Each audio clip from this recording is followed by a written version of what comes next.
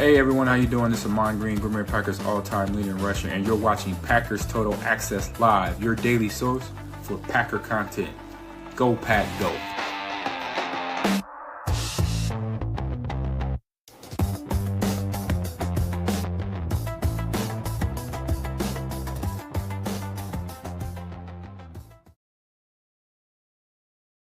What's up, guys? Welcome into Packers Total Access. My name is Clayton. You can check us out on Packernet.com. Find me on Twitter at Packers_access. It is Saturday, December the 13th. We're on the eve of a huge matchup against the Denver Broncos.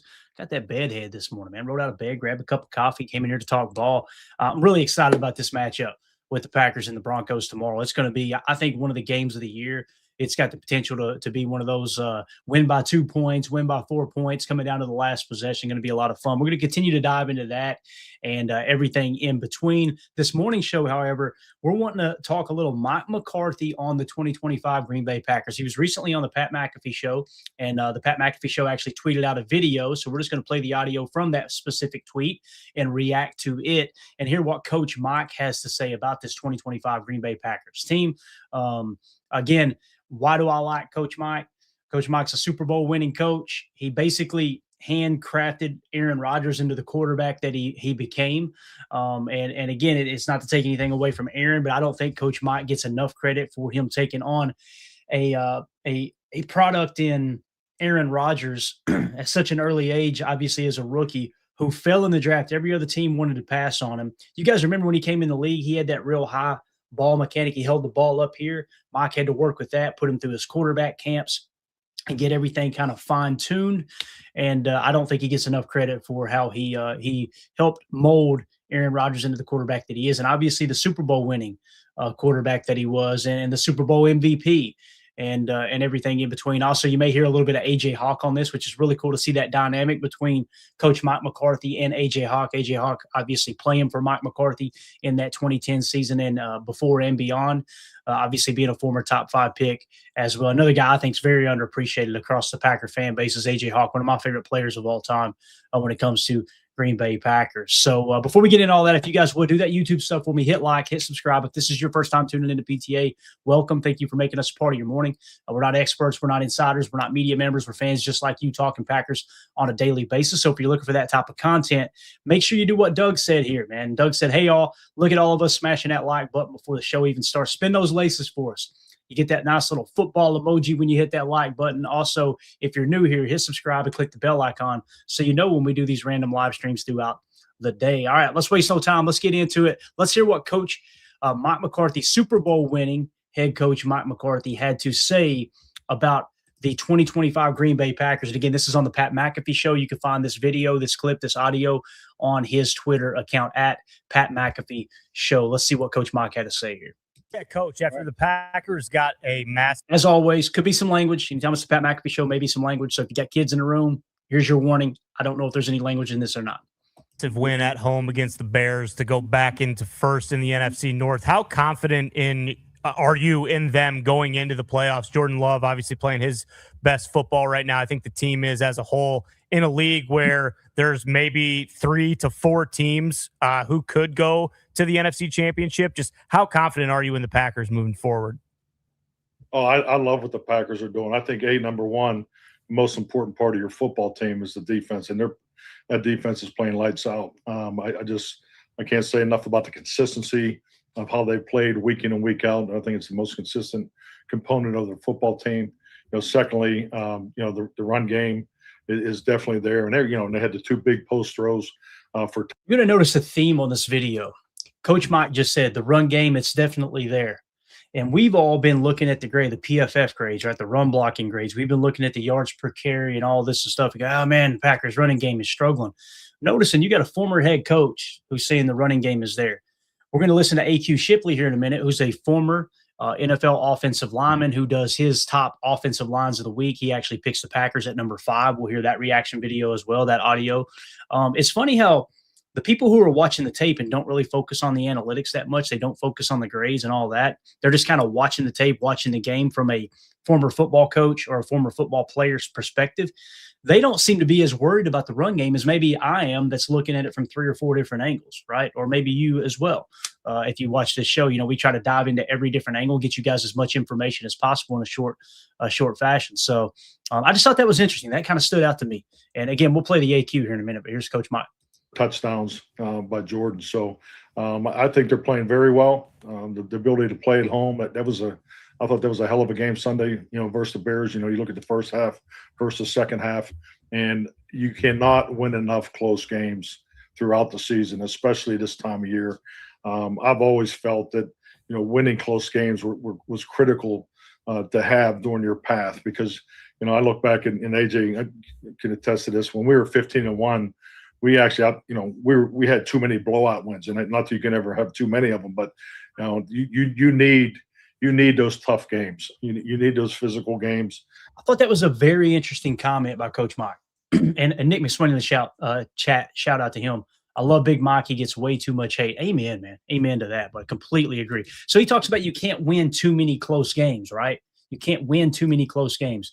In 2010, listen to some of these scores from these games. Now, listen, there's some blowouts in here too, but think of some of these games that kind of crafted the Packers into the team that they ended up being, going on to win the Super Bowl. And not only winning the Super Bowl, but I think we would all agree over the next 4 to 6 years, they were dominant, right? Like, yeah, they won the Super Bowl in the 2010 season, technically the 2011 calendar year when the Super Bowl was played, but they go on to win that Super Bowl. But then think how good they were in 2012, 2013, 2014, on, right? It was just one of those things where they kept building momentum. And when you look at the year that they won the Super Bowl, there were a lot of close games. And you look at some of the years where they went, like you said, 15-1, they had a bunch of blowout wins. And then you get in a tight matchup down the stretch. You're not prepared to win that close game because you didn't have too many of them throughout the season where your team just kind of figured out how to win them. But in 2010, here are the scores starting in week 1. They won 27-20. It's a one possession game, right? Week 2, 34-7, a blowout. They won that game. They lost in week 3 at Chicago, 20-17. So for all the doom and gloomers that if the Packers were to drop next week's game in Chicago, would think, oh, there's no way we can win the Super Bowl. They lost to the Chicago Bears in week 3 in 2010, 20-17. Another close game there, right? They win 28-26 against Detroit. They lose in overtime, 16-13 at Washington. Then they come back the next week. They lose in overtime at Lambeau, 23-20. Everybody's freaking out about the 2 games we lost at home this year, right? Same thing happened in 2010. And both of those games, 3-point ball games, right? They come back in week 7. They win 28-24 over Minnesota. They win 9-0 on the road in New York against the Jets. They boat race the Cowboys 45-7. You'd love to see that. They win on the road in Minnesota 31-3. So you got 2 blowout wins right there in the middle of this season. But every game up to that point, up through week 8, were one possession. I mean, they were really, really close games. In most cases, you lost by a field goal there in those 2 back-to-back losses. Then you come back, you lose on the road in Atlanta, 20-17. So that's a 3-point game. You win 34-16 against San Francisco. And then you lose 2 more in a row in week 13 and week 14. You lose 7-3 on the road in Detroit. You lose 31-27 on the road in New England. And then, so you imagine that you lose 3 of 4 from the span of week 11 through week 14. Do you know how many fans that if social media was around, we could pull the receipts right now where they're saying, fire Mike McCarthy. He's not the guy. They're not going to get it done. This ain't the dude to win the Super Bowl. He's a good coach. He's not great. Imagine all that conversation that would be taking place if that happened. Losing 3 out of 4, 3 in a 4-week span there. Then you come back and think about that. You've had all of these close games. Again, you lost 7-3, 4-point game there. You lost 31-27, 4-point game. And then you come out in week 15 and 16, and we talk about creating some momentum. You win 45-17 against the Giants. You beat the Bears at home 10-3, a 7-point ball game. 10-3, you win that ball game. And now you're kind of preparing for the playoffs. And then, of course, in the playoffs, 21-16 on the road in Philly. You boat raced Atlanta on the road 48-21. You beat the Chicago Bears by 7 points, only 7 points, 1 possession game there in the NFC Championship. And then, of course, you beat the Steelers technically by 6 points there in the Super Bowl. Again, it's important to go back and kind of relive that and understand exactly how that Super Bowl season fell into place. And there's some people that maybe they would rather have, 2 or 3 seasons in a row where you're winning 13 games and not win the Super Bowl. I would much rather the goal is to win the Super Bowl. I got you, right? But you've got to be consistently good, and you've got to play the season's got to play out strategically to kind of prepare you for that long haul in the playoffs where you're going to be playing a lot of close games. So I love what Coach Mike said there. I just want to go back down memory lane there a little bit and give you guys an idea of or a refresher on what he's talking about and how the year they won the Super Bowl, there were a whole lot of close games that year. Those reality games, and I think when you get into these late division games, it gives you that, and I think it's great preparation for the playoffs. But the best thing we got going in Green Bay right now is that defense, and the perimeter's getting healthy. You can see them getting better each week. So that's exciting. Ball distribution, I think Jordan's done a really nice job with that. But you have to like tie what the Packers are doing. Yeah, Coach. All right, so there you go. And again, down the stretch there, they were showing the remaining schedule for the teams that are in the hunt here, and basically Chicago or Green Bay's schedule. They're showing Green Bay, Seattle, and the LA Rams. Those are the 3 teams that they're showing on the screen here. Okay, and obviously all 3 teams won in Week 14. Here's the Week 15 matchups for those teams. You got the Packers at the Broncos, going to be a huge game. You got Seattle taking on Phillip Rivers, right, in Seattle. That's going to be a big game. I think Seattle wins that game pretty handily. Hopefully, Phillip Rivers can get the 44-year-old magic going. That would be awesome. And then you got the LA Rams and Detroit Lions beating up on each other there, right? Part of me wants the Rams to win and knock the Lions on down, pretty much kind of try to ruin their hopes of making the playoffs. And then the other part of me wants the Rams to lose so we can try to climb up and grab that number 1 seed if we can continue the success that we've got going here lately. So, again, that's just something that I wanted to dive into this morning. I thought it was really, really interesting to see what Coach Mike had to say about that.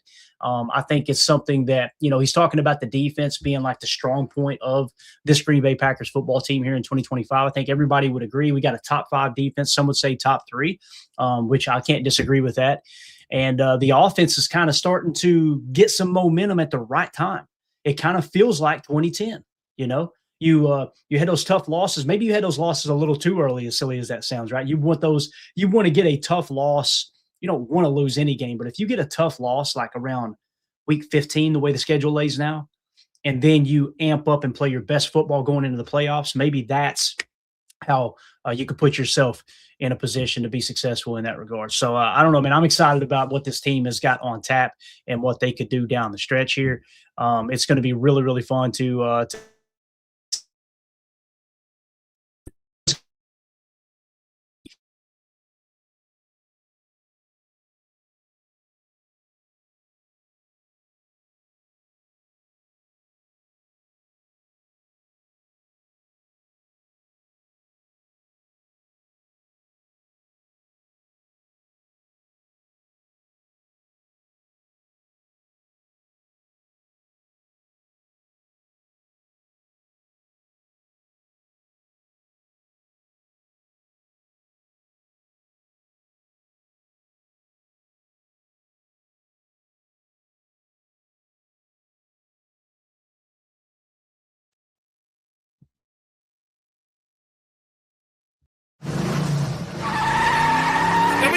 We're out. Bye, guys.